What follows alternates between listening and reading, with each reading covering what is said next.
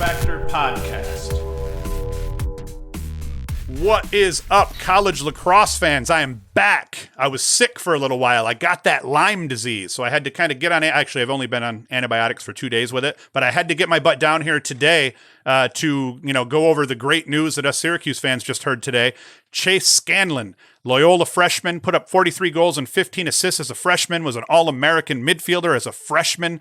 The dude chose Syracuse. He's transferring to Cuse to play his sophomore season. He is going to rock the deuce. Huge news. Before I get into it, as always, be sure to like and subscribe and hit the notification bell. That's the best way you can help us. You can also share the video. If you want to get some swag, some t-shirts, some shorts, some hats, we got Lax Factor gear. We've got other t-shirts and random stuff. Go to laxfactor.com to support our efforts. And that's it. I'm going to get back into this here now. Kind of embarrassing that I've actually never cared so much about what a 20-year-old kid was going to do in terms of where he was going to decide to go to college. I was talking to one of my guys, Mike Roostein here, and him and I both were admitting that, yes, two grown men should not be this excited about this kid going to Syracuse, but we are. I'm not ashamed about it. We've gotten a little bit of flack from some Maryland fans, but that's okay. I accept it. So huge. And all of us Syracuse fans were obsessed with this decision. This was bigger than LeBron. This was bigger than where was KD going to go. This was huge for all of us.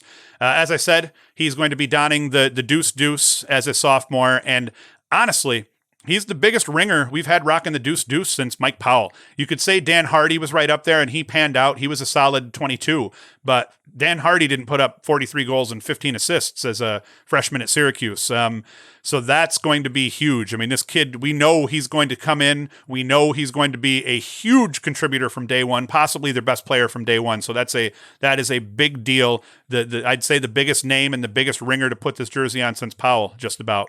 As a freshman, 43 goals, 15 assists at Loyola. He played a huge role for Loyola all year. I'd say even though he was their third leading scorer, I think he was probably their second best offensive player throughout the season.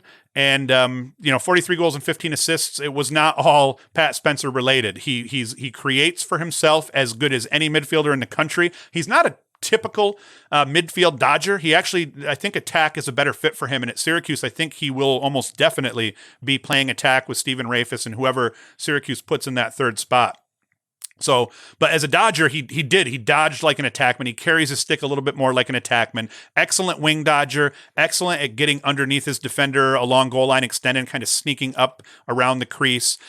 But not only is he an incredible dodger, he's also a great off-ball attackman. He's a player, period. He's just an incredible all-around player. There's nothing the kid can't do. He will ride. He will score goals with the ball in his stick. He will score goals without the ball in his stick. He will create for other people. There's nothing the kid can't do. So it's huge for us. If you can't tell, I'm geeking out a little bit. Yes, he did benefit from Spencer. Everybody on that team did. But it's not like he's going to take a step back because he's losing Pat Spencer. The Syracuse roster is loaded top to bottom with talent. Attack with him down there with Rafis. Both of them have similar capabilities. Rafis can dodge. Rafis can play off ball. Rafis can feed. Scanlon's the same way. So that gives you two excellent ball-carrying attackmen at attack. And then who do you put down there? I've heard word that Dordovic might end up down there, that Cook could end up down there. So either way, I think no matter what happens, I think this might be the first year we see Syracuse with three attackmen down low capable of carrying the ball. So that's going to be a big deal. And as I said, just in terms of his dodging, I think the dodging is his biggest ability, but he can do everything. There's nothing the kid can't do. And they're Syracuse is already loaded at talent. In terms of midfield, I mean, you've got Dordovic if he stays at midfield. You've got Trimboli, who I think was Syracuse's best midfielder last year. You've got Curry. You've got Libka. You've got Buttermore, who kind of emerged. I mean, Syracuse at the midfield is loaded as well. So this is going to free those midfielders up quite a bit because the midfielders are already proven dodgers. That's going to help and keep the midfield defense a little bit honest. It's kind of going to separate the sixes a little bit. So you're going to see the midfield units are going to kind of have to handle themselves defensively against Syracuse, and that 3 or 4 slide is going to be really tough to get it there and not get burned in the end, because I think that the adding that element of him down there just makes them that much better. So I think midfielders like Trimboli and Curry and Buttermore are probably going to benefit the most from having a guy like Scanlon on attack with Rafis down low. And then, like I said, Dordovic and Cook, whoever fills in at attack down there, Seabold, I have no idea who it's going to be. it's a huge win for Desko and staff. Desko's taken a lot of crap over the years for either, kind of whiffing to a degree on the so-called blue chips that we had come in. Jordan Evans, for instance, I was stupid excited. I'd seen him play in high school, and I was stupid excited when he came in. He battled injuries and just didn't quite fit right away. But by his senior year, he was a solid midfielder. Kid was a solid lacrosse player, and you can't take that away from him. And JoJo, same thing. JoJo, slow start. We were all used to seeing 22 come in, start, and contribute, and then have a stellar career. The last two 22s between JoJo and Evans, it just took them a while to develop. That's just it's a different game now. You know what I mean? Not every blue chipper that you get now is going to pan out simply because there's so much talent all over the place, and then injuries and all the other things play in. But in terms of this being a win for them, yeah, they haven't recruited incredibly well over the last 4 to 6 years, but this one here, this kind of redeems them a little bit. I'm not sure who won the kid's heart, if it was the staff or players or the university or the idea of getting to wear 22 or maybe just being closer to home, which was a big factor in his decision, I suspect. But huge win for the coaching staff, huge win for Syracuse. What's this mean for them from a national championship perspective? I think Chris Gray going to UNC hurt Syracuse badly because that kind of elevated UNC a little bit. Chris Gray is that good. You put a kid like that on UNC, they already had a huge supporting cast around him. They had a good recruiting class last year. They have a good recruiting class coming in. My fear was that Gray going to UNC kind of put UNC in that third spot where Syracuse has kind of owned that second or third spot, well, the 1 through 3 over the last 5 years in the ACC, depending on the season. And I think UNC, they were looking good coming into next season. And I think now Scanlon chooses Syracuse, and I think that gives Cuse that 2 spot even, depending on how things go. Virginia's still loaded, so they still have to worry about Virginia. Duke is always going to be good and top notch, but I think that Scanlon is that good that this kind of puts Syracuse back in that seat of third, second, or first in the ACC. But Virginia, don't front on them, man. They're gonna be a really tough team to beat. You got to say that Virginia's still probably the favorite for the national championship next year, along with a couple of other teams also.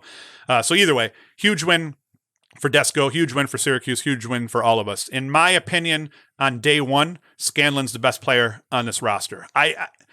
It may piss people off, and some people may say, that's a hot take or whatever, but the reality is 43 goals, 15 assists as a freshman on Loyola. He was key in every game they played this year. He put up points against Syracuse in the quarterfinals. I mean, the kid is legit. They didn't offer him 22 lightly. I mean, they knew what this kid was, and they knew how badly they needed to get him. So I think he's their number one player from day one. But the beauty of this is that he's not the kind of kid he's not a ball hog.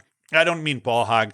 I mean, he's going to draw attention, and he shares the ball well as well. So I think that you're going to probably see his 43 and 15 kind of level off a little bit. So I'm looking at maybe a 40-20, maybe even a 50-20 season, 50-25 or something like that this upcoming year. And I think the 2, let's say 3 players that are going to benefit the most are going to be Jamie Trimboli and Brendan Curry at the midfield, because the last year, defenses were a little bit more effective in taking away our midfield. And luckily Brad Voigt made them pay for that, because Brad Voigt kind of saved our season last year, if you want to be really honest, in terms of how deadly he was on the crease and how honest he kept defenders and how he forced usually our off-ball attackmen sometimes would get a short stick and they double pull our midfielders. So Brad Voigt didn't allow teams to do that last year. So Scanlon and whoever else they put down at attack down there, that's going to give us 3 attackmen most likely that are all ball carriers, which is rare for Syracuse.